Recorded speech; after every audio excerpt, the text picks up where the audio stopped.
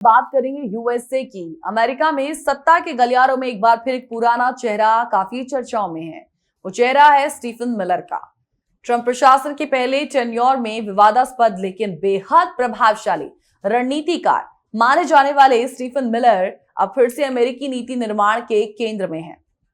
नवंबर 2024 में ट्रंप के दोबारा राष्ट्रपति चुने जाने के बाद स्टीफन मिलर को deputy chief of staff for policy और होमलैंड सिक्योरिटी एडवाइजर नियुक्त किया गया और अब मई 2025 में मिलर का नाम एक और अहम पद के लिए सामने आ चुका है। आपको बता दें कि अमेरिका के अगले नेशनल सिक्योरिटी एडवाइजर के रूप में पूर्व गवर्नर और National Security Adviser Mike Waltz के इस्तीफे के बाद ट्रंप ने पब्लिकली रूप से यह कहा कि स्टीफन मिलर इस पद के लिए सबसे सुटेबल हैं। ट्रंप ने उनके बारे में कहा है कि मिलर प्रशासन की रीढ़ हैं और उन्होंने न सिर्फ सुरक्षा नीति में बल्कि शिक्षा और आव्रजन जैसे मुद्दों पर भी निर्णायक भूमिका निभाई है। कौन है स्टीफन मिलर? आइए जानते हैं।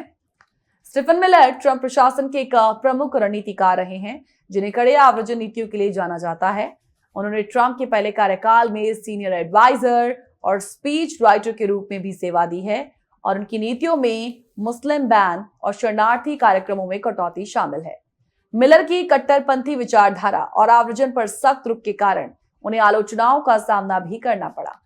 अब उनकी संभावित नियुक्ति से राष्ट्रीय सुरक्षा नीति में बदलाव की संभावना है जो अमेरिका की आंतरिक और बाहरी नीतियों पर प्रभाव डाल सकती है।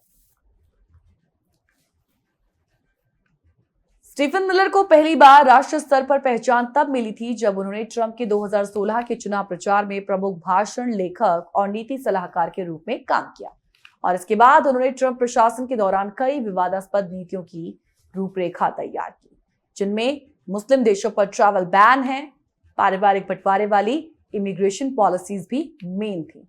और अब दोबारा सत्ता में लौटने के बाद मिलर ने एक और नया एजेंडा पेश किया है। इस बार निशाने पर है अमेरिका की एजुकेशन प्रणाली।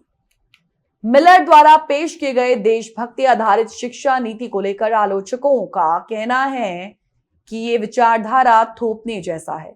उनके एजेंडे के तहत अमेरिकी शिक्षा विभाग को भंग करने और स्कूलों से क्रिटिकल रेस थियरी को हटाने जैसे प्रस्ताव शामिल हैं। मिलर का मानना है कि अमेरिकी छात्रों को मूल्य आधारित शिक्षा की जरूरत है जिसमें देशभक्ति हो, पारंपरिक परिवार और ईसाई मूल्यों का समावेश हो। स्टीफन मिलर का प्रभाव न सिर्फ नीतिगत फैसलों तक सीमित है बल्कि ट्रंप के साथ उनकी करीबी उन्हें राजनीतिक दिमाग की तरह प्रस्तुत करती है।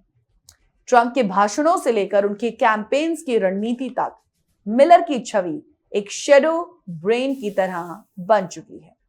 आपको बता दें कि तमाम बड़े चैनल CNN और द गार्जियन की रिपोर्ट्स कहती हैं कि ट्रंप मिलर पर पूर्ण विश्वास करते हैं और उनके बिना कोई भी नीति प्रस्ताव आगे नहीं बढ़ता। और यही वजह है कि उन्हें अब अमेरिका के सबसे शक्तिशाली पदों में से एक नेशनल सिक्योरिटी एडवाइजर की जिम्मेदारी सौंपी जा सकती है और ऑफिशियली तौर पर यह नाम फाइनल हो जाएगा 6 महीने के अंदर अंदर।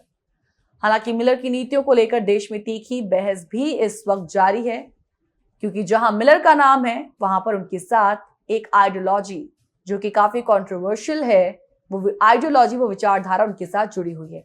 जहां एक ओर दक्षिणपंथी विचारधारा के समर्थक उन्हें राष्ट्रवादी विचारधारा का रक्षक मानते हैं तो वहीं दूसरी ओर उदारवादी तबका उन्हें लोकतंत्र और विविधता के लिए आज खतरा बताता है।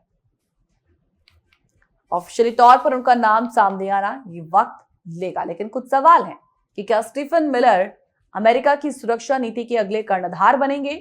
क्या उनका शिक्षा मॉडल अमेरिकी समाज को एक नई दिशा देगा या फिर देश और ज्यादा विभाजित करेगा? ये सब आने वाले महीनों में साफ हो जाएगा।